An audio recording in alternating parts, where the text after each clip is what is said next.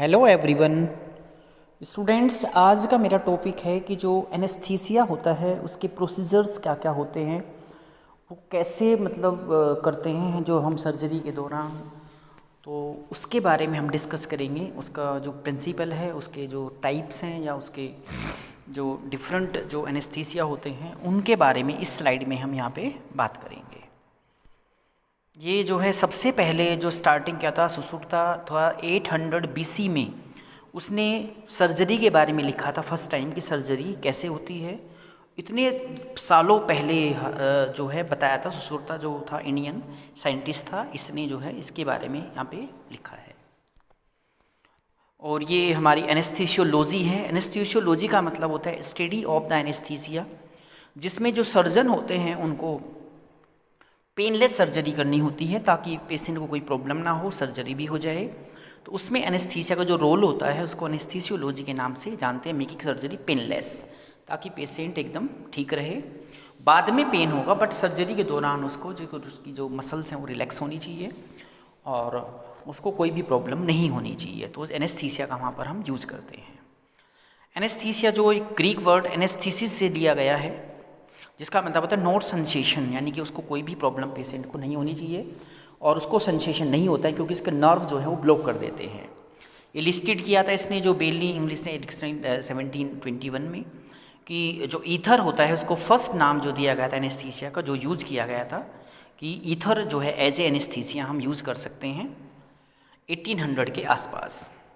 Oxford dictionary के हिसाब से जब भी कोई ऑप्टिकल जो भी कोई ऑपरेशंस करते हैं, सर्जरी करते हैं, चाहे माइनर हो चाहे मेजर हो, तो पेशेंट को पेन ना हो, उसकी मसल्स रिलैक्स हो, तो उनके लिए जो है ये सर्जरी दी जाती है, एनेस्थीसिया उसको दिया जाता है।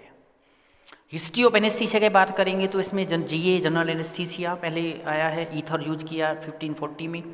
ईथर जो है वो एनेस्थेटिक 1942 में जो है इसको एक क्रॉफोर्ड डॉक्टर ने इसको यूज़ किया था। और ईथर को जो पब्लिसाइज किया था उसको 1846 में डॉक्टर विलियम मॉर्टन ने। ईथर लंबे समय तक यूज़ नहीं किया मॉडर्न प्रैक्टिस में। इसकी जगह दूसरा आया है जिसको क्लोरोफॉर्म बोलते हैं। क्लोरोफॉर्म एज ए एनेस्थेटिक जो है यूज़ किया गया 1853 में डॉक्टर जॉन स्नो के द्वारा।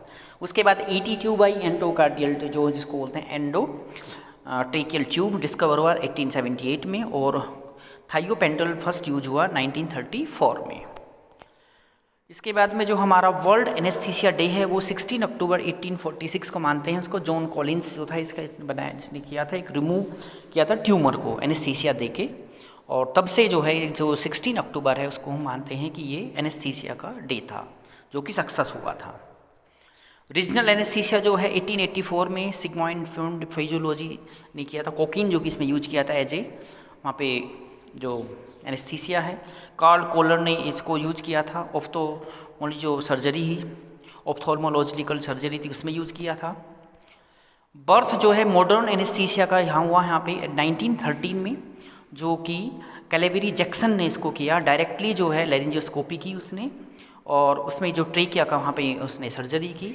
सोडियम पैथेलेट यूज किया फर्स्ट टाइम यहाँ पे ह्यूमन के ऊपर 8 मार्च 1934 में रेलेप एम वाटर ने। ये अलग अलग साइंटिस्ट थे, डॉक्टर थे, जिन्होंने ये यूज़ किया था। ये हिस्ट्री है। 1845 में नाइट्रस जो है हमारा ऑक्साइड यूज किया गया था। और 1846 में जो है ईथर यूज किया था। 1847 में क्लोरोफॉर्म था। और इसके अलावा जॉन स्नो ने ET ट्यूब 1878 में, कोकीन 1884 में, और 95-98 में स्पाइनल और जो एनालेक्सिया जो एनेस्थीसिया उसको यूज़ किया गया है। ये हिस्ट्री टाइप्स है। एनेस्थीसिया मेनली 3 तरह का होता है। लोकल एनेस्थीसिया LA बोलते हैं, रीजनल एनेस्थीसिया RA बोलते हैं, और जनरल एनेस्थीसिया GA बोलते हैं। लोकल एनेस्थीसिया एक टॉपिकल इनहेलेशन उसको देते हैं सुंघाने से और लगाने से। और peripheral nerve block, epidural, spinal, ये सारे जो हैं एनेस्थीसिया के टाइप्स हैं। कैसे कैसे दिया जाता है वो सब इसमें दिया हुआ है। इसका ट्राइड ऑफ जनरल एनेस्थीसिया है हाइप्नोसिस, एनाग्लेसिया और मसल्स रिलैक्शन होता है।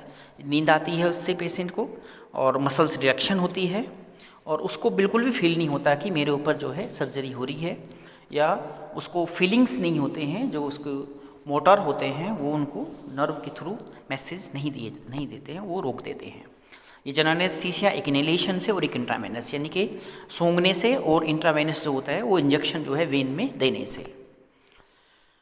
इंट्रोडक्शन में बताया कि जनरल एनेस्थीसिया जो होता है एक ड्रग्स होता है जो कि प्रोड्यूस किया है यहाँ पे एक रिवर्सेबल कंडीशन के द्वारा। इसमें सेंसेशन नहीं होता, कंसियस हो जाता है पेशेंट को, और जो मेमोरी है उसकी थोड़ी एक तरह से पूरी उसको नहीं रहती है, और ताकि जो उसका जो कोई भी सर्जरी है वो पेनफुल ना हो, और हमारे जो ऑर्गन स्टिमुलाई उसमें नहीं करते हैं। जनरल एनेस्थीसिया में इसमें नीड फॉर अनकॉन्शियस जो है एमेनेसिया हाइपोनेसिस हो जाता है, वो need for anaesthesia loss of sensory जो ऑटोनोमिक रिफ्लेक्स हो जाता है, और नीड ऑफ मसल्स रिएक्शन हमारा होता है, ये इसमें इसका फंक्शन होता है। ये जनरल एनेस्थीसियास्ट है जो यहाँ पे एनेस्थीसियास्ट है, ये पूछेगा भाई कौन है पेशेंट, तो पेशेंट को वहाँ पे आइडेंटिफाई किया जाएगा, फिर उसको एनेस्थीसिया दिया जाएगा, फिर सर्जन आके वहाँ पे उसको सर्जरी को स्टार्ट करेगा। ये हमारे यहाँ पे जो है बना रखा है इसने यहाँ पे इसको हाइप्नोसिस के उसमें कि अवेक जागेगा, एमेनेसिया, सेडेशन, हाइपोसिस, कोमा, और कभी कभी डेथ हो सकती है अगर पेशेंट होश में नहीं आया तो। हाइप्नोसिस ड्रग्स में यहाँ पे बता रखा गोल्ड स्टैंडर्ड जो है थायोपेंटोन, प्रोपेनोल, अदर्स इटोमाइड और कीटामाइन, ये डिफरेंट टाइप्स के जो ड्रग्स होते हैं। इनहेलेशन जो सूंघते हैं उसमें नाइट्रस ऑक्साइड होती है, आइसोफ्लोरिन, सिवोफ्लोरिन, रेस्फ्लोरिन और हेलोथेन, ये नाम है जो है वो सूंघते हैं। और एनालेक्सिया जो होते हैं गुड जो है इसमें ये लिखा है एनेस्थीसिया में, जो गुड एनालेक्सिया होता है, हाइपोटेनिक स्पेरिंग जो स्प्रे करते हैं, और ओपिएट्स लोकल एनेस्थीसिया में एनएसएआईडिस और पैरासीटामोल। एनालेक्सिस में बता रखा गोल्ड स्टैंडर्ड मॉर्फिन है या उसमें डाइमॉर्फिन है, कोडिन, और सिंथेटिक में पैथेडिन, और इसके अलावा एल्फेनिन जो होती है फिनाइल इसको बोलते हैं, रेमिनेंटिल अल्ट्रा शॉर्ट एक्टिंग करती है जो कम समय के लिए होती है। मसल रिएक्शन के लिए जो यहाँ पे एड इंट्यूबेशन करते हैं, हर्ब सर्जन जितने भी होते हैं वहाँ पे सर्जन को मदद करते हैं। सर्जरी लॉन्ग ड्यूरेशन भी चल सकती है कभी, और जो उसको बाद जो है एनालेक्सिया का जो मेंटेनेंस है वो रिड्यूस कर देता है। मसल्स रिएक्शन में 2 टाइप्स का होता है, एक होता है डीपोलराइजिंग जो शॉर्ट एक्टिंग होता है, और एक नॉन डिपोलराइजिंग जो लॉन्ग एक्टिंग होता है, लंबे समय तक काम करता है। ये नाम है इसके वैक्यूनिम, ट्रैक्यूनिम और रिकोनिन, ये अलग अलग नाम होते हैं। सिस्टाकेरिनिम, ये अलग अलग टाइप से मसल्स रिडक्शन होते हैं। ये हमारी प्री रिक्वेशन है, क्या क्या होना चाहिए, oxygen, suction, tilting trolley, resuscitation, monitoring, anaesthetist, skill assistant और ड्रग्स एंड द मशीन, ये सब सामान जो है वहाँ पर अवेलेबल होना चाहिए।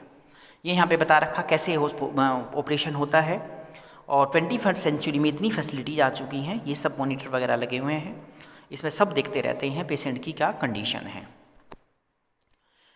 उसके बाद है फेज ऑफ जनरल एनेस्थीसिया, इसमें पहले इंडक्शन, मेंटेनेंस और रिकवरी, ये 3 फेज में जो है इसका काम होता है। पहले इंडक्शन, इसमें इंट्रावेनस जो मेजोरिटी है वो यूज़ किया जाता है। इनहेलेशन, सूंघने के द्वारा बच्चे या निडल, जिसको निडल से डर लगता है जिसको बोलते हैं निडल फोबिक्स। मॉनिटरिंग और pre oxygenation, hypnotic analgesia for the relaxation, mask, LMA और ईटी ट्यूब जो है अवेलेबल वहाँ पर होना चाहिए। मेंटेनेंस में जो है इंट्रावेनस जो है और या इन्यूलेशन के लिए oxygen 40 to 100%, nitrous oxide, muscles relaxant, और उसमें एनाग्लेसिया जो है होना चाहिए। रिकवरी में टर्न ऑफ एजेंट होना चाहिए, वहाँ पे जो सारा है वो यूज हो जाता है। रिवर रिलैक्सेशन, कफ रिलैक्स, खांसी आएगी उसको, और उसमें जो है वो खड़ा जाग जाएगा पेशेंट। रिकवरी पोजीशन देखेंगे, मॉनिटर करेंगे उसको, जब तक वो डिस्चार्ज नहीं होता है तब तक पेशेंट का वहाँ पर ध्यान रखेंगे। एडवांटेज, कोई भी एब्सोल्यूट यहाँ पे कंट्राइंडिकेशन नहीं होना चाहिए, क्विक स्टेब्लिश होना चाहिए, और कभी भी जो काम है हम काम में फेल नहीं होना चाहिए, मतलब हमारा काम बिल्कुल ठीक होना चाहिए। डिसएडवांटेज में पॉलीफार्मेसी, इफेक्टिव वेरियस जो सिस्टम है, एलर्जिक रिएक्शन चेक करेंगे, रिकवरी प्रोफाइल देखेंगे, पोस्ट ऑपरेटिव नोज़ा वोमिटिंग तो नहीं है, अवेयरनेस देखेंगे उसको ठीक से, देखे जांच करेंगे कोई प्रॉब्लम तो नहीं है। तो ये सब चीज़ें जो हैं उसमें डिसएडवांटेज में आती हैं। रीजनल एनेस्थीसिया इसको आरए बोलते हैं, स्पाइनल एपिड्यूरल होता है, सर्जरी ब्लो जो इम्ब्लिकल प्रोवाइड एनालेक्सिया और मसल डिटेक्शन, और इसके अलावा जो उसमें ब्लॉक करते हैं हम, जो हमारी ब्रेंकियल प्लेक्सिस होती है या इंट्रावेनस के थ्रू बियर्स ब्लॉक करके उसको दिया जाता है। स्पाइनल ब्लॉक की जो पोजीशन है वो इसमें दिखाई गई है, ऐसे देते हैं यहाँ पे हम, जिसका प्रोसीजर है लैटरल पोजीशन है स्पाइनल ब्लॉक का, ये एंड ऑफ कोड है L1 है। तो यहाँ पर जो है इसको देख के इस तरीके से वो हम जो मेडिसिन है वो अंदर देंगे। लोकल एनेस्थीसिया में लिग्नोकाइन यूज़ करते हैं शॉर्ट पीरियड के लिए, और बीपी वैक्सीन करते हैं हम लॉन्ग पीरियड के लिए। स्लो लॉन्ग एक्शन होता है इसका, धीरे धीरे होता है। रोपिविन जैसे ऊपर दिया हुआ है, और एम्पिथोइन टॉपिकल है, और प्रीलोकेन जो है वो इंट्रावेनस यानी कि उसको दिया जाता है आईवी इंजेक्शन में लेके उसको वेन के अंदर दिया जाता है। एडवांटेज क्या है इसकी, इफेक्टिव है एक तरह से ये जीए की अपेक्षा, अवॉइड पॉलीमॉर्फोनिक्स की ज़रूरत नहीं है, एलर्जिक रिएक्शंस इसमें नहीं होती हैं, और एक्स्ट्रा एनालेक्सिया पेशेंट रिटर्न हो जाता है, वीक जाता है, अर्ली ड्रिंक खा भी सकता है, तो अच्छा है ये। डिसएडवांटेज नहीं, लिमिटेड स्कोप है इसका, हाइयर फेलियर रेट है इसके, टाइम का इसमें कंस्टेंट ज़्यादा लगता है, एंटीकोगुलेंट्स इसमें यूज़ करते हैं, ब्लीडिंग हो सकती है, और रिस्क ऑफ न्यूरल इंजरी जो नर्व है उसकी इंजरी होने के भी चांस होते हैं। Patient more important than the our ego, हमारी ईगो से पेशेंट बहुत हमारे लिए इम्पोर्टेंट होता है। अगर ऐसा लगता है हमसे हैंडल नहीं हो रहा तो तुरंत वहाँ डॉक्टर को या किसी भी खतरे को देखते हुए डॉक्टर को हमें बुलाना है, कॉल करना है। पेशेंट हमारे लिए बहुत इंपॉर्टेंट होता है, इसलिए उसके बारे में हमें किसी और को भी वहाँ पे कॉल करना है कि जल्दी आइए और हमारी हेल्प करिए ताकि पेशेंट रिकवर हो जाए। ईगो बिल्कुल भी नहीं दिखानी है। ये यहाँ पे आइडल जो हमारा एनेस्थीसियोलॉजिस्ट होता है उसके बारे में बता रखा है कि कहाँ हम जो है इसमें एनेस्थीसिया को दे सकते हैं। बहुत सारे इसमें अलग अलग प्लेसेस होते हैं, वहाँ पर एनेस्थीसिया को दे सकते हैं।